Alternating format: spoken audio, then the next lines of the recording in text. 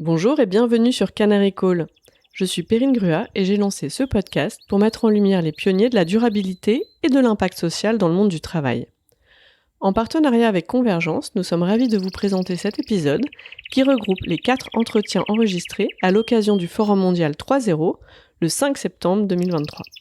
L'objectif est de démystifier l'accès aux carrières à impact, lever les croyances limitantes et donner envie à de nouveaux talents de s'engager via leur métier. Je suis ravie de vous partager ces 4 conversations que j'ai eues avec Alexandre Laurier du groupe SOS, Béatrice Delpech d'Enercop, François Croquette de la Ville de Paris, Amandine Hersan de Planète Urgence. Si cet épisode vous inspire, que vous cherchiez à recruter ou être coaché, faites-moi signe. N'hésitez pas à partager et commenter pour que ces témoignages engageants rayonnent le plus possible. Bonjour Alexandre. Bonjour Perrine. Bonjour à toutes et à tous, Perrine Grua, je dirige Canary Call, qui est l'agence de talent, et vous êtes plein à me demander dans le cadre des processus de recrutement. Mais vraiment, si je rejoins une ONG, est-ce qu'elle aura vraiment les moyens ? Si je rejoins le secteur de l'impact, est-ce que je vais devoir renoncer au professionnalisme, au plan à long terme ? Est-ce que vraiment je dois renoncer à plein de choses ? Comment ça se passe ? Donc l'idée aujourd'hui, c'est de pouvoir démystifier toutes ces croyances et aller directement explorer les réalités du secteur avec les acteurs. Donc Alexandre, merci beaucoup d'être là avec nous aujourd'hui. Merci de me recevoir. Est-ce que tu peux te présenter rapidement, s'il te plaît ? Oui, bien sûr. Je m'appelle Alexandre Laurier, je dirige l'international au groupe SOS.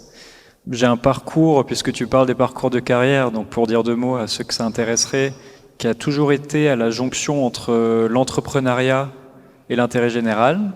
Donc j'ai aussi bien bossé dans des ONG aux Philippines que dans des boîtes de conseil ou de services financiers à Shanghai, au Maroc ou à Stockholm. Ah oui, le yin et le yang, quoi. Le yin et le yang, et avec ce fil rouge qui est exactement à la jonction entre les deux, un peu de l'entrepreneuriat social. On parle d'entrepreneuriat impact peut-être aujourd'hui, où dès mes études, j'avais créé ma première boîte sociale. Et aujourd'hui, je dirige l'international d'un grand groupe de l'économie sociale et solidaire, qui est le groupe SOS, et qui a 22 000 salariés dans 50 pays. Tu as fait quoi comme études ? J'ai fait Sciences Po et HEC. Une école de commerce ? Donc on peut faire une école de commerce et travailler dans l'impact. On peut, et c'est marrant parce que j'étais la semaine dernière à la rentrée de la nouvelle promo d'HEC, et avant même leur premier cours, ils les enferment entre 4 murs dans des amphis avec des entrepreneurs sociaux comme moi. Et je pense que par rapport à ma génération, enfin j'ai 30 ans, mais il y a 10 ans, dans ce genre d'amphi, il y avait beaucoup moins de personnes éveillées sur les questions sociales et écologiques, beaucoup moins de personnes qui s'interrogeaient sur les parcours de carrière, alors que ça existait déjà. Au groupe SOS, on est quelques HEC en fait. La branche solidarité du groupe SOS, qui est une boîte de 300 millions d'euros d'activité. Alors certes, c'est à vertu sociale, c'est des centres addiction, handicap, demandeurs d'asile. C'est dirigé par une HEC. Notre ONG Santé Sud, pour l'accès à la santé dans tout un tas de pays où elle est plus difficile qu'ici, elle est dirigée par un HEC. Donc en fait, il y a des exemples qui sont plus du tout exotiques, enfin qui le sont de moins en moins, qui montrent que des cours de gestion, c'est pas si mal en fait. Le code du travail, les normes comptables, c'est les mêmes qu'on soit une boîte du CAC 40 ou qu'on soit une asso humanitaire. Vous êtes combien de salariés déjà, tu me disais ? 22 000 au groupe 22 SOS. 000. Ce matin, j'assistais à la table ronde que tu animais sur finalement le changement systémique et ta vision systémique du changement. Quels sont les impacts de cette vision-là sur votre façon de recruter ? C'est pas les mêmes métiers. C'est pas les mêmes métiers parce que depuis 40 ans, le groupe SOS a créé des établissements historiquement sociaux, médico-sociaux, où entre 4 murs, on va prendre en charge des personnes vulnérables, qu'elles aient des addictions, qu'elles soient malades du VIH/SIDA, qu'elles aient un handicap, qu'elles soient seniors dépendantes, que ce soit des bébés à la crèche, etc. Et de plus en plus, on a vocation à avoir un impact plus indirect sur le monde. Et moi, je dirige un secteur qui s'occupe plutôt d'actions plus systémiques, c'est-à-dire qu'on a des ONG de renforcement de capacité à l'international. Le but n'est pas de prodiguer des soins dans tous les pays du monde ou de gérer les projets de reforestation de tous les pays du monde, mais plutôt d'accompagner les acteurs locaux à le faire en étant plus autonome, plus professionnalisé, plus renforcé. Et je m'occupe aussi d'actions qui là vont encore un cran plus loin en matière systémique, puisqu'on essaie d'accompagner la transformation de toute l'économie et pas juste d'un petit club joyeux d'acteurs sociaux et solidaires. Et donc on a des activités de conseil, d'impact investing et de think tank qui accompagnent en fait la transformation des plus grosses boîtes. Et donc là, les recrutements, c'est pas tout à fait les mêmes profils. La majorité de mes collègues en France dans les établissements sont des aides-soignants, mes éducateurs spécialisés, des médecins, dans nos fermes des agronomes, etc. Et les nouveaux profils sont plus, par exemple, les nouveaux profils. Et les nouveaux profils plus systémiques, ils vont avoir peut-être plus de facilité à faire des ponts avec le monde de l'entreprise. Quand on fait des missions de conseil, on n'est pas moins exigeant avec la qualité de notre conseil, mais même si c'est pour améliorer l'engagement des entreprises et leur impact social et écologique, que d'autres cabinets de conseil. Donc on a des profils qui sortent des mêmes écoles et qui ont des qualités de gestion, de compréhension des enjeux d'une entreprise qui sont différents de ceux des praticiens de nos établissements médico-sociaux. Donc finalement, vous recrutez aussi des profils qui sont plus des accompagnateurs ou des accompagnatrices du changement, oui. Des consultants aussi, ou des train the trainer, exactement, versus des gens qui vont porter directement l'expertise du soin. Et ce qui est la beauté du groupe, et je pense de tout un tas de structures dans l'économie sociale, si c'était le sujet qui intéresse les futurs recrues, c'est qu'on est complémentaires. C'est pas l'un ou l'autre, je pense que le groupe SOS a atteint en 40 ans un tel volume d'activité et d'efficacité au service de l'intérêt général, parce qu'en fait, autour de la table, il y a des éducateurs spécialisés, des travailleurs sociaux, des personnes qui ont fait des études de gestion, des agronomes. Et donc, quand on regarde le comité exécutif du groupe SOS, il est en fait à l'image des problèmes de la société et de la planète, et il réunit toutes les compétences dont on a besoin pour les résoudre. Et c'est pas juste l'un ou juste l'autre. Et donc c'est quasiment un changement de métier même du groupe qui est en train de petit à petit s'opérer. C'est de nouvelles cordes à notre arc qui sont un peu plus systémiques et qui ont un impact un peu plus indirect sur le monde et sans doute qui parlent plus souvent à des grandes entreprises, à des grandes institutions, à des projets à plus large échelle sur plusieurs pays. Et donc c'est une échelle un peu différente. C'est un passage à l'échelle globale en fait que fait le groupe SOS. D'ailleurs, tu es en charge en particulier au sein du groupe de l'international. Qu'est-ce que ça implique le fait de s'internationaliser en termes de nouveaux métiers, nouvelles compétences à internaliser pour le groupe ? C'est une très bonne question. C'est pas facile. De répondre ? Non, c'est pas facile d'internationaliser un fleuron français de l'économie sociale et solidaire. Parce que le groupe est né à Marseille en 1984, la majorité de nos activités sont encore en France. Et en fait, j'ai deux casquettes. J'ai une casquette qui est d'intervenir par le renforcement de capacité dans 50 pays, par des projets d'aide au développement. Donc ça, c'est le cas avec nos ONG Play International, Planète Urgence, Santé Sud, PPI, Pulse, sur plein de métiers différents. J'ai le métier parallèle à ça de l'accompagner les transformations des grandes structures, donc par groupe SOS Consulting, l'Impact Tank, Impact Campus. Et ma deuxième casquette, c'est d'accompagner mes collègues. Et en fait, toutes les équipes des autres secteurs du groupe SOS, dans le champ de la santé, des seniors, de la transition écologique, à se dire, en fait, peut-être que mon 101e EHPAD, il sera pas en France, mais il sera en Espagne, au Maroc ou en Belgique. Et ce changement-là, c'est un changement de culture d'entreprise. C'est un changement qui est peut-être plus dur à apporter encore que de monter un nouveau projet de nulle part avec une nouvelle équipe dans un nouveau pays. Et c'est ça le vrai challenge, je trouve, c'est que on doit basculer d'une culture d'entreprise française à une culture d'entreprise globale.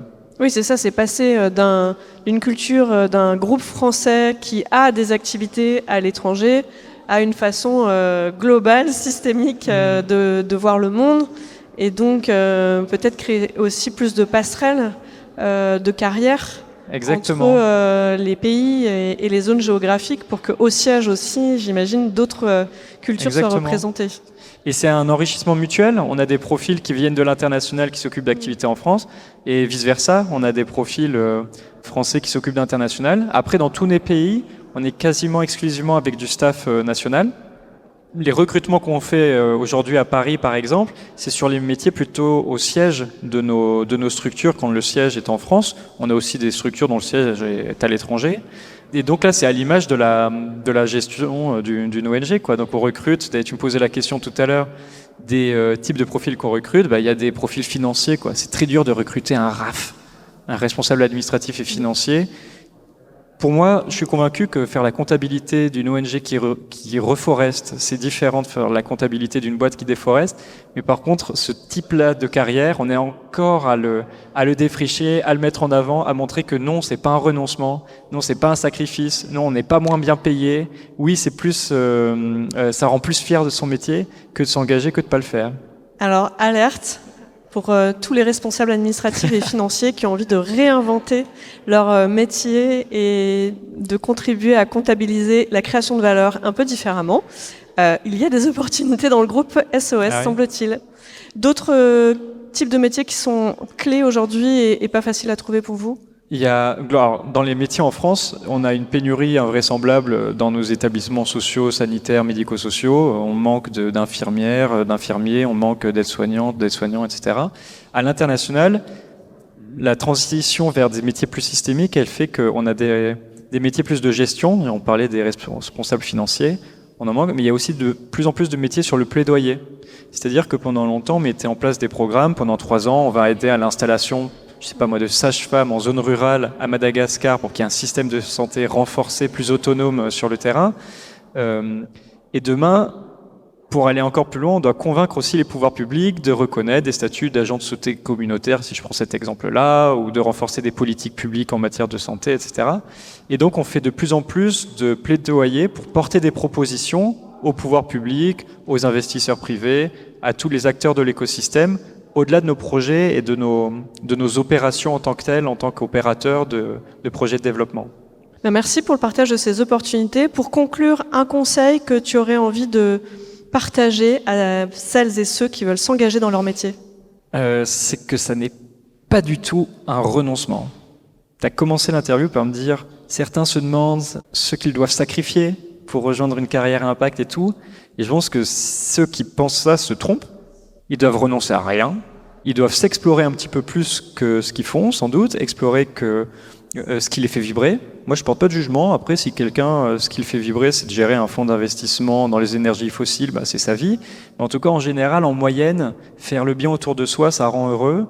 Et donc, globalement, les gens qui recherchent des carrières impact, ils savent que ça les fait un peu plus kiffer que la moyenne. Et donc, c'est pas un renoncement du tout. Il y a des idées reçues sur les différences de salaire.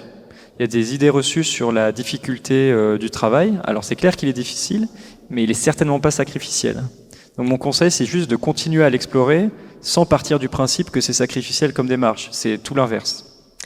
Merci beaucoup Alexandre. Donc moi je retiens, choisir un métier à impact, ce n'est pas renoncer. Merci Alexandre. Merci.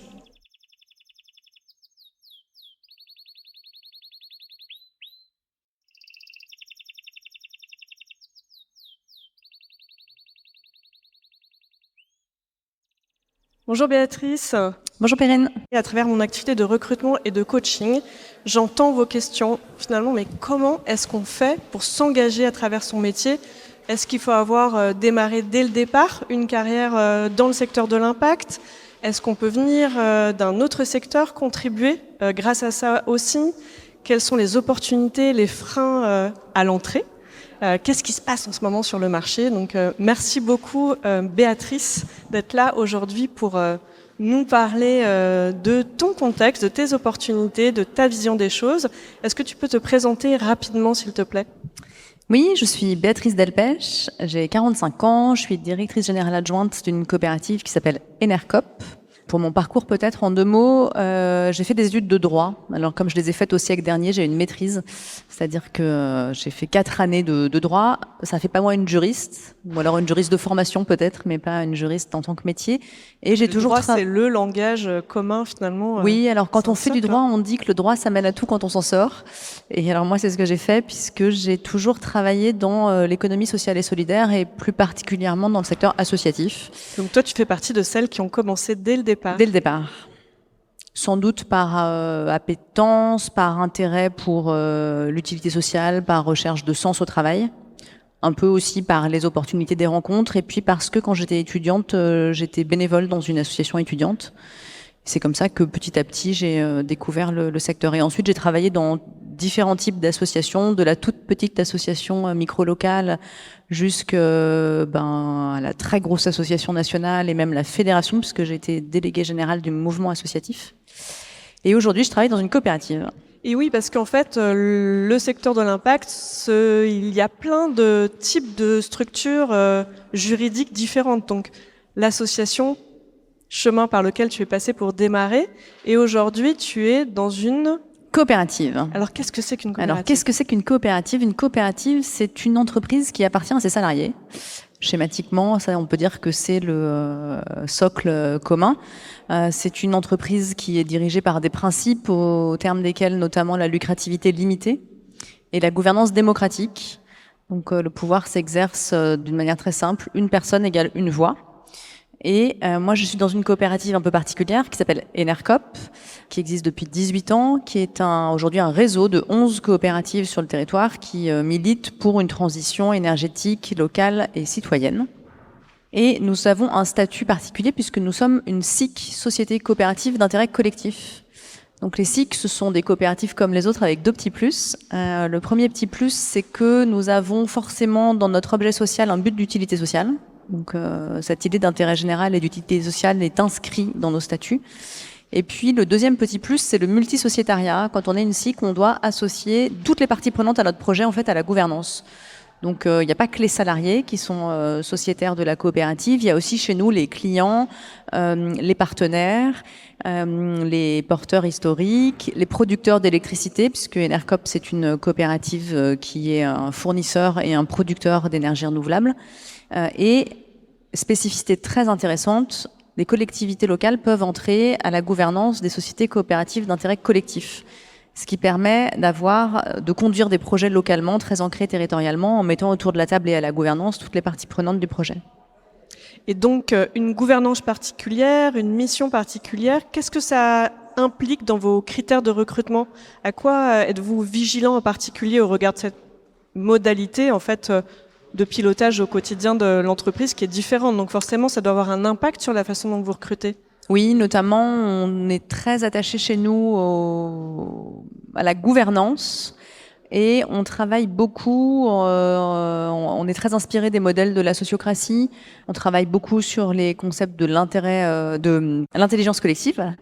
Donc on va avoir une attention particulière sur ces questions-là, c'est-à-dire que quand on recrute chez nous, on a envie que les gens se sentent en congruence avec ces principes-là et envie d'appliquer ces principes-là dans leur quotidien. Il y a plutôt plus de gens qui ont envie d'y aller que de gens qui n'ont pas envie d'y aller, donc ça, c'est pas tellement une difficulté. Et comment est-ce que vous faites pour vérifier cette compétence aussi à contribuer à cette intelligence collective, à prendre part aux décisions, à s'impliquer Alors, je sais pas s'il faut une compétence pour prendre part aux décisions. Souvent, il faut avoir l'opportunité de le faire. La plupart des entreprises donnent pas cette possibilité à leurs salariés. Donc, je sais pas si c'est une compétence, un prérequis de compétence. Ensuite, nous, on accompagne les gens. Les gens qui viennent chez nous, on les forme à un certain nombre d'outils. Des outils tout bêtes, comme la communication non violente, par exemple. On a une équipe dédiée à soutenir les uns et les autres dans leurs projets d'animation ou de conduite de projet pour les aider à mobiliser des outils de l'intelligence collective, à faire des animations qui permettent de stimuler cette intelligence collective.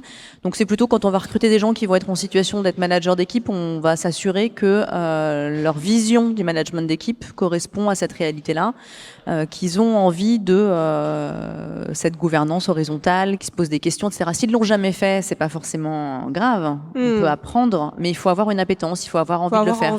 Quelqu'un qui aurait pas envie de le faire, ou quelqu'un qui ne l'ayant jamais fait, ne se poserait aucune question et aurait l'air d'être très éloigné de cette réalité, il y a des chances qu'on lui préfère quelqu'un d'autre qui sera plus éveillé sur ces questions. Vous êtes combien et vous avez combien de postes ouverts actuellement ? Alors, à Enercop historique que je représente, on est à peu près 130, 140 salariés. Dans tout le réseau des 11 coopératives, on est 230 salariés. Et en ce moment, on a 27 postes ouverts un peu partout en France. Ouais. 27 postes ouverts. Et sur quel type de fonction majoritairement ? Est-ce qu'il y a une grosse tendance ou est-ce que vous avez peut-être des difficultés à trouver Alors il y a une tendance dans le sens où il y a une activité nouvelle, puisque on est historiquement un fournisseur d'électricité et qu'on a décidé d'électricité renouvelable, produite en France, et qu'on a décidé l'année dernière de devenir plus massivement producteur d'énergie renouvelable. Donc la tendance qui s'annonce, c'est de recruter sur ces nouveaux métiers pour nous, qui vont être les métiers qui vont permettre la production d'énergie renouvelable. Donc ça, c'est les nouveaux profils.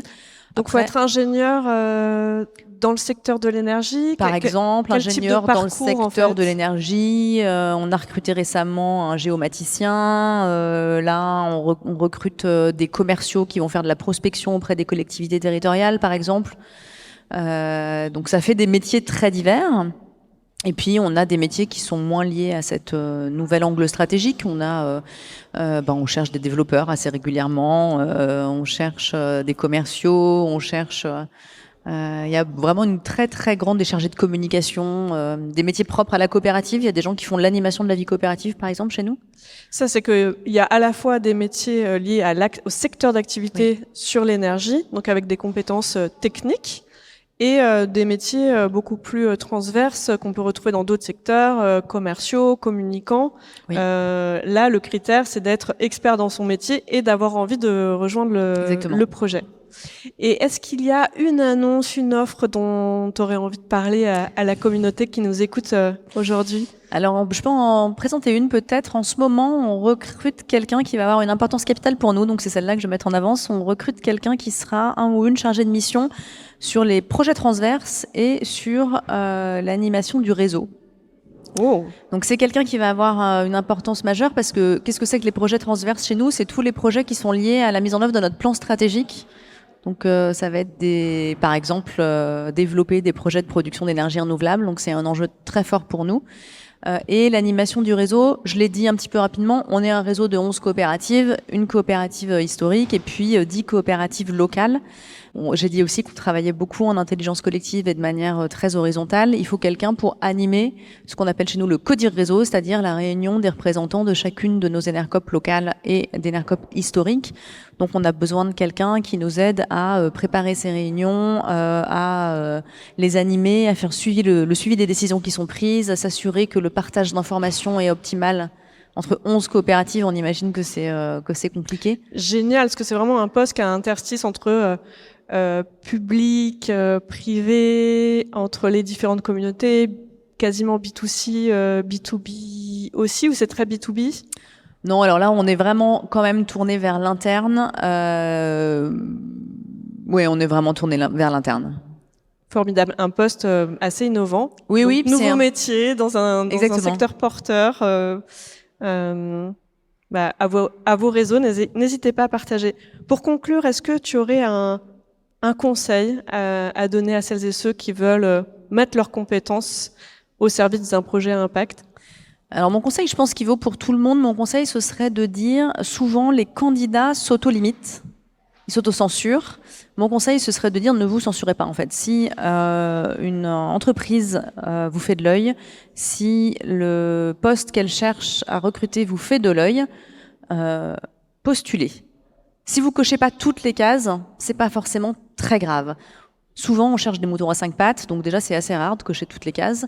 Donc, si vous cochez pas toutes les cases, mais que vous avez cette appétence, cet élan et que vous avez envie d'y aller, ne vous limitez pas. Après, c'est le job du recruteur de voir si il estime que vous avez les compétences suffisantes ou non. S'il estime que peut-être vous n'êtes pas parfait partout, mais qu'on peut vous accompagner pour que vous progressiez et que vous les ayez, ces compétences. Et donc, vraiment, mon conseil, ce serait ça. Il faut oser, il faut pas se limiter. Ah, je plus sois, en tant que recruteuse, même dans une mission d'approche directe, je mets toujours une annonce parce que parfois les personnes qui postulent sont peut-être des personnes que je n'aurais jamais pensé approcher directement. C'est aussi un moyen d'être inclusif. Donc j'adore ton conseil. Allez-y, osez, ne vous limitez pas. Merci beaucoup, Béatrice. Merci, à bientôt. À très bientôt.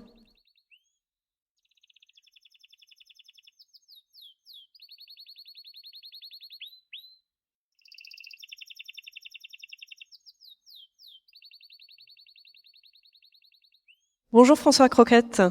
Bonjour. Vous êtes plein à me demander dans le cadre de vos évolutions professionnelles, mais est-ce que vraiment je peux passer du secteur privé au secteur public, d'une activité à but lucratif, marchande, à un métier au service de l'intérêt général. Cette série d'entretiens est faite pour démystifier en fait ces frontières, ces croyances que l'on peut avoir. Donc merci François d'être là aujourd'hui avec nous. Est-ce que tu peux te présenter rapidement ? Très rapidement, alors oui, moi je viens de la fonction publique, effectivement, mais d'État. Donc, première passerelle, je suis diplomate de carrière. J'ai travaillé un peu partout dans le monde, en Afrique, en Russie, au Canada, à Londres. Je me suis intéressé aux questions de climat en travaillant sur la COP21, qui était un grand enjeu pour la diplomatie française. Et puis j'ai été ambassadeur pour les droits de l'homme, avant de rejoindre la ville de Paris pour prendre la direction de la transition écologique et du climat. Donc qui est une toute nouvelle direction ? Absolument, qui a un peu plus d'1 an, et c'est suffisamment rare pour qu'on le rappelle. Créer une direction dans un paquebot comme la ville de Paris, c'est un beau défi, mais ça montre aussi qu'on est capable d'évoluer, de faire changer des structures au fil du temps et au fil des besoins. Vous êtes combien au sein de cette direction et vous avez combien de postes ouverts actuellement ? Aujourd'hui, nous sommes 75. Nous avons encore plusieurs postes ouverts au recrutement, au moins 4, et on espère bien en avoir d'autres dans les mois et les années qui viennent. Et justement, la création d'une nouvelle direction au sein d'un service public, qu'est-ce que ça implique pour vous en termes de type de métier à attirer, peut-être différents des métiers qui étaient déjà présents dans l'organisation ? Qu'est-ce que ça implique en termes de nouveaux métiers ? Alors c'est vrai qu'une nouvelle direction spécifiquement consacrée aux enjeux de la transition écologique, du climat, dans un service comme un service public comme celui de la ville de Paris, ça suppose des compétences qui n'étaient pas nécessairement présentes dans le vivier, comme on dit, des cadres de la ville, puisque naturellement c'est d'abord vers les titulaires de la ville de Paris qu'on s'est tourné, mais on s'est aperçu très vite qu'on avait besoin d'aller chercher plus loin, en dehors, des compétences qui viennent d'autres catégories de la fonction publique et des contractuels, des personnes qui n'avaient pas forcément imaginé un jour travailler pour une collectivité de la taille de la ville de Paris, mais qui avaient à la fois la motivation, l'engagement qui pour nous est fondamental de vouloir faire quelque chose aujourd'hui sur cet enjeu fondamental qu'est le changement climatique, et puis des compétences mais très variées, qui ne sont pas nécessairement techniques, qui peuvent être aussi des compétences de gestion, pour lesquelles on sait qu'on aura besoin, au fur et à mesure de la structuration de cette direction, d'aller chercher justement ces nouveaux visages de la ville de Paris. Parce que finalement, il y a le sujet de la transition écologique et solidaire en soi qui nécessite des expertises techniques, et en même temps, il y a la dimension intrapreneuriale, quelque part, créer une nouvelle entité de toutes pièces au sein d'une très vaste organisation qui demande des compétences, j'imagine, plus transversales de structuration, et puis l'appétence pour ce projet d'intérêt général en particulier. Comment est-ce que vous faites pour vérifier en fait que vous avez finalement le bon portefeuille de soft skills, hard skills en face de vous quand vous êtes sur un entretien ? Quels sont vos critères de sélection ? En fait, on le sait assez vite. Alors, pour des compétences techniques, naturellement, il y a des prérequis et ça, il faut les vérifier. Ça, c'est le travail de présélection. Je dois dire qu'on a reçu beaucoup de candidatures pour tous les postes qu'on a ouverts. Et ça, pour nous, c'était déjà un signe extrêmement encourageant. Et donc, dans ce vivier très large, il y a des compétences techniques, on les trouve. Ce que moi, je recherche, le petit plus, mais qui fait parfois toute la différence, c'est cet engagement personnel, et beaucoup de ceux et de celles qui nous ont rejoints ont, dans leur parcours personnel ou professionnel, eu cette volonté de changer les choses. Alors, sur les enjeux du climat, de la solidarité, beaucoup, et effectivement pour nous les deux sont intimement liés, et ça se voit très vite, cette envie de se servir. Alors, dans une structure comme la ville de Paris, on a la chance de pouvoir faire levier. C'est une structure qui a des moyens, et de pouvoir utiliser ces moyens au service de la transition écologique ou socio-écologique. C'est ça, je crois, qui fait que ceux et celles qui nous ont rejoints avaient cette capacité en plus que nous recherchons. Donc si je comprends bien, dans le cadre des entretiens, vous vérifiez quels sont les engagements déjà pris, peut-être dans la vie personnelle ou dans la vie professionnelle des personnes que vous rencontrez, quelles sont les actions qu'elles mènent déjà. Très vite, ces actions-là sont citées spontanément, j'allais dire. C'est souvent quelque chose qui habite nos collègues et qu'ils ou elles ont envie de partager. On a un recrutement donc, qui est varié. Il y a à la fois des fonctionnaires de la fonction publique territoriale ou d'État et des personnes venues du secteur privé ou associatif. Et c'est ça, je crois, qui fait la richesse d'une nouvelle direction, c'est d'être capable de marier ces profils différents, d'en faire peut-être un prototype pour impulser des changements qui sont des changements structurels, transversaux, comme vous l'avez dit, dans une organisation comme la Ville de Paris. Et c'est ce dont on a besoin, ce mix de cultures différentes. Et comment est-ce que vous faites pour développer finalement cette notion d'inclusion, de diversité dans vos équipes? Quels sont peut-être les profils que vous avez ou les types de parcours que vous avez le plus de mal à attirer ou à trouver tout court? Il y a à la fois la diversité, et ça on y veille, et d'abord la parité. La direction de la transition écologique et du climat est une direction paritaire, et ça on y tient. Et quand on a fait un profil type un peu de nos collègues, notre agent de référence, d'abord c'est une femme qui a une petite quarantaine et qui effectivement a peut-être déjà eu des expériences, encore une fois, aussi bien professionnelles qu'associatives, en rapport avec la transition écologique, mais au sens large. Ça peut être la transition socio-écologique. On a des spécialistes de sciences humaines qui viennent nous rejoindre sur justement l'étude des impacts de la transition écologique dans une ville aussi dense et minérale que peut l'être Paris. Et ça, c'est quelque chose qu'on a jusqu'ici très peu étudié, mais qui, je crois, est très important. Là où on a peut-être plus de difficultés à recruter, mais c'est normal, c'est lorsqu'on a besoin de compétences techniques pointues et très recherchées par les collectivités territoriales partout en France aujourd'hui, notamment dans le secteur de l'énergie, dont la transformation radicale, la transition énergétique est un défi majeur pour nous tous. Et on sait que sur ce type de compétences, on a effectivement des profils qui sont très recherchés et donc qui sont un petit peu plus rares à attirer. Aujourd'hui, peut-être une annonce, une opportunité que vous auriez envie de partager à la communauté qui nous écoute? Plusieurs, en fait, de quelques types de profils qui nous intéressent particulièrement et qui vont continuer à nous intéresser. Alors, si vous voulez mettre vos compétences au service de l'intérêt général, ouvrez grand vos oreilles, c'est maintenant. Absolument. Alors, sur les enjeux de l'adaptation au changement climatique, c'est quelque chose que nous commençons tout juste à prendre en compte tellement les enjeux sont énormes. Mais donc ça, ce sont des compétences que nous allons devoir développer.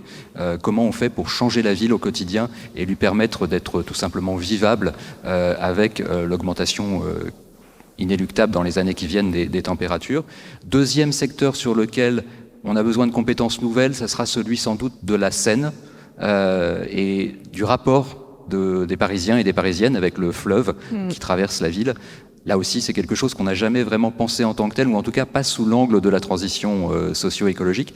Et donc, on va développer ce secteur. Enfin, last but not least, parce que on en parlait à l'instant, c'est un enjeu crucial sur le domaine de l'énergie. Là, nous avons besoin de recruter rapidement pour pouvoir gérer cette phase de transition énergétique, que ce soit sur les enjeux de sobriété, de planification. On va devoir, par exemple, définir un schéma directeur des énergies. C'est un exercice assez complexe pour lequel, si des compétences existent, elles seront plus que bienvenues à la Ville de Paris.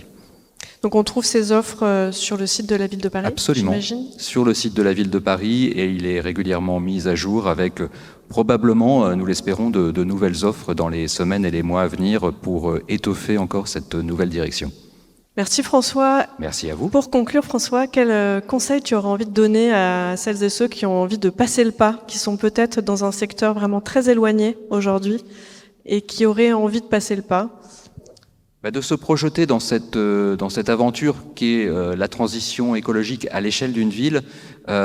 Et ça, pour beaucoup d'entre nous, c'est quelque chose qu'on vit au quotidien. Donc peut-être de transposer leur expérience de vie au sein de la collectivité, dans une ville comme Paris, où ses alentours, évidemment, on ne s'arrête pas au périphérique lorsqu'on parle de transition écologique. Cette envie de transposer son expérience, ses besoins aussi, à l'échelle de la ville, c'est quelque chose que je crois on peut assez vite transformer en un projet professionnel. Et en tout cas, c'est ce qu'on a vu parmi pas mal des jeunes et moins jeunes qui nous ont rejoints. Et oui, parce que les compétences sont transférables. On peut venir avec ses forces, avec son expérience. On a besoin de toutes et tous pour avancer sur ces défis-là. Et on compte sur vous, hein, et comptez sur nous. Absolument. Écoutez, nous, on sera toujours heureux d'avoir des nouvelles compétences venues de tous les horizons pour poursuivre cette aventure. Et donc, on attendra avec grand intérêt les manifestations de candidature qui peuvent être tout à fait spontanées. On les regarde aussi pour ces missions à la ville de Paris. Merci pour cette invitation. Merci. À bientôt.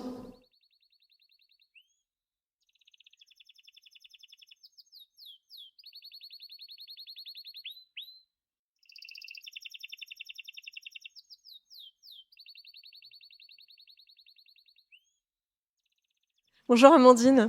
Bonjour Perrine. Vous êtes plein à vous demander finalement, mais est-ce que s'engager dans une carrière à impact, c'est gagner moins? Est-ce que c'est une carrière plus dure? Est-ce que c'est impossible si on n'a pas fait des études pour ça ou si on n'a pas aussi des engagements déjà associatifs? Donc l'idée c'est de répondre à vos questions pour permettre plus aussi de porosité entre les frontières des secteurs, parce que moi je pense que c'est aux intersections que se crée l'innovation et on a besoin d'innovation dans le secteur de la transition. Amandine, merci d'être là. Est-ce que tu peux te présenter rapidement, s'il te plaît? Oui, donc moi je suis Amandine Hersan, je suis la dirigeante de Planète Urgence. Ça fait 4 ans que j'ai repris la direction générale. C'est une association qui protège et préserve les forêts, notamment à l'international où il y a urgence. Et avant ça, j'ai passé une dizaine d'années dans le monde de l'entreprise, donc je connais ces intersections entre les différents univers. Et ça peut se passer dans les deux sens, à ton avis? Ou est-ce qu'il y a plus de passage de l'entreprise vers l'ONG? Toi qui as vu les deux côtés. Ouais. Et moi, j'appelle de mes vœux que ça se passe dans les deux sens. Je pense qu'il faut absolument que cette perméabilité, elle soit des deux côtés.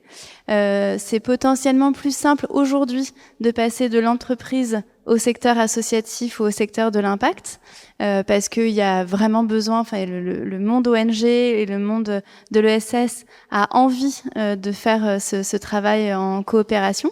Mais je crois qu'il va falloir de plus en plus qu'on ait des gens qui maîtrisent très très bien les sujets d'impact et qui rentrent dans les entreprises pour insuffler les transformations. Alors toi qui as vu les deux, quel est ton regard pour toi? Quelles sont les grandes différences? Quels sont les points d'alerte que tu aurais sur la réalité du marché de l'emploi à impact en fait? Ce qui va changer, c'est la cause. C'est pourquoi est-ce qu'on est dans une entreprise ou dans une structure à impact. C'est qu'est-ce qui donne du sens dans mon quotidien, à quoi je contribue. Dans des entreprises, on peut avoir une contribution qui est exceptionnelle. Quand on travaille dans une entreprise de santé, on a un impact sur la santé des humains et souvent à large échelle qui peut être extraordinaire. Donc, c'est bien d'être dans des entreprises qui ont un impact positif. Par contre, je pense que dans le milieu associatif, et je parle vraiment pour Planète Urgence, on ne fera aucune négociation avec la qualité et la pureté de cet impact-là. Je pense que vraiment la différence, elle va se trouver là. On va aller là où l'intérêt général est avant tout. Et on va pas y aller parce qu'il y a un modèle économique ou parce que ça va faire plaisir à des consommateurs qui en attendent. Et qu'est-ce que ça implique en termes de critères de recrutement pour toi en tant que directrice générale d'une ONG? À quoi tu vas être vigilante dans les entretiens et comment tu vérifies? Alors, ce que je vais regarder, c'est l'histoire de la personne et comment elle a fait son cheminement et comment est-ce qu'elle porte la cause dans sa personne, dans son cœur, dans sa vie.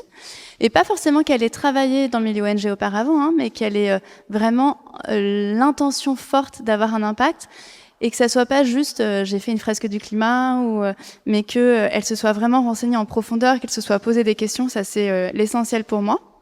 Après, c'est sa posture. son envie, son énergie, sa capacité à mettre en réseau, à gérer des problèmes complexes en regardant les choses pas à pas.